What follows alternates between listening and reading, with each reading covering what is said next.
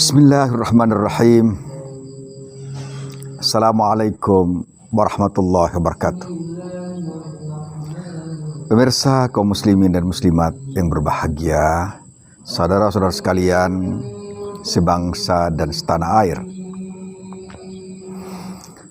Ada seorang ulama yang disebut dengan Dr. Rohani. Beliau adalah Ibrahim bin Adham. Suatu saat datang seorang yang jago maksiat, tukang maksiat, datang padanya dan mengatakan bahwa dirinya terseret-seret oleh nafsunya. Kemudian dia meminta kepada Ibrahim bin Adham agar memberikan nasihat, agar dengan nasihat itu dia tidak lagi kembali bermaksiat kepada Allah Subhanahu wa Ta'ala.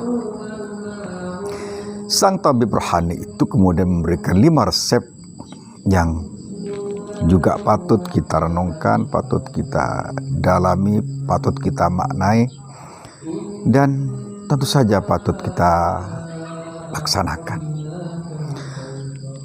Sang tabib rohani Ibrahim bin Adham mengatakan,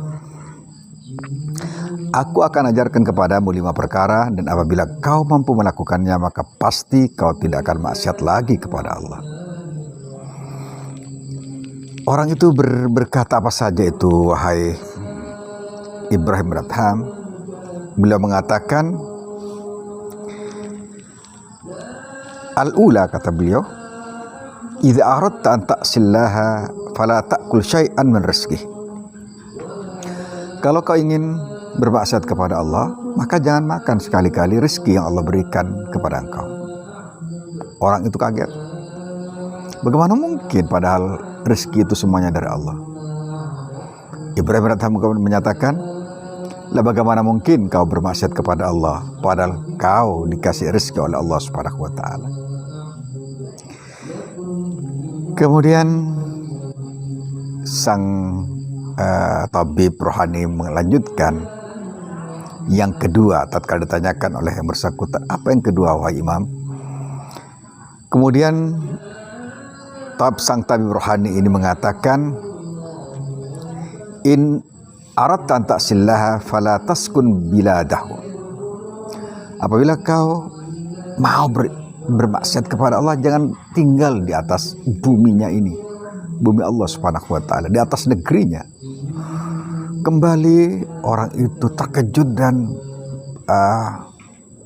ada guncangan jiwa ya. Bagaimana? Dia bertanya kemudian, bagaimana mungkin aku tidak tinggal di atas buminya padahal ini adalah milik Allah Subhanahu wa Ta'ala?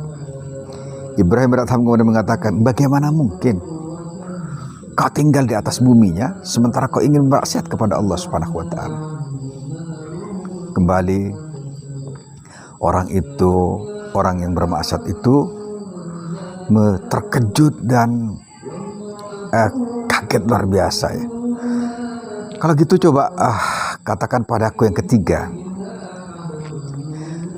Idza aradta, kata Ibrahim bin Adham, an ta'sillah fandur makanan la yaraka fihi fa'sihi fihi. Kalau kau ingin bermaksiat kepada Allah, cari tempat nih. Kata beliau, cari tempat di mana Allah tidak melihat engkau. Di situ kau bermaksiatlah kepada Allah suka engkau.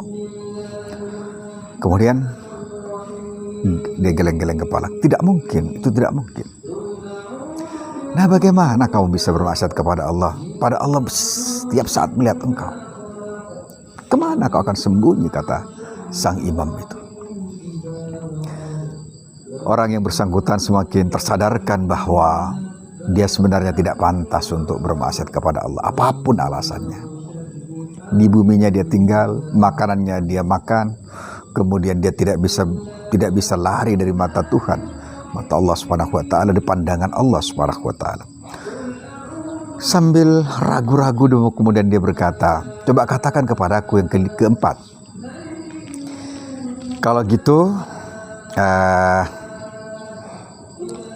idza ja'aka malakul maut liyaqbida ruhak faqul lahu akhirni ila ajalin ma'dud. Tatkala datang malaikat maut kepadamu dan pada saat itu dia akan merenggut nyawamu. Katakan kepada dia, tolong dong diakhirkan sedikit, aku masih banyak kepentingan, masih punya urusan di dunia ini, minta aja sedikit. Kemudian orang yang bersangkutan, mana mungkin, kalau begitu ya nggak pantas kamu bermaksiat kepada Allah, ya nggak pantas kamu bermaksiat kepada Allah. Sudah tahu bahwa ajal itu pasti akan datang. Idza ja'a ajaluhum la yasta'khiruna sa'atan wa la yastaqdimun. Ajal itu tidak diakhirkan, tidak pula diundurkan. Pas, on time, bukan on the way. Kemudian yang kelima apa kata yang bersangkutan itu? Faqala Ibnu Adham, idza ja'aka zabaniyah, mereka adalah para malaikat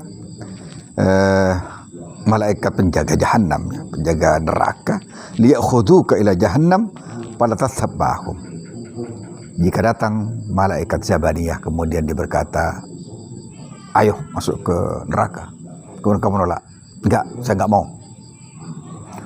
Kemudian orang itu kaget, ya, kaget luar biasa dan hampir saja dia pingsan. Cukup.